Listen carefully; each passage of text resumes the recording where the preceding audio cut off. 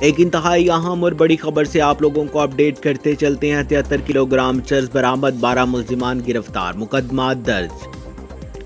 شان اشرف کی تفصیلات کے مطابق ڈسٹرکٹ پولیس آفیسر منڈی بہاؤالدین سید علی رضا نے ضلع کا چارج سنبھالتے ہی منشیات فروشوں کے خلاف گھیرا تنگ کر دیا۔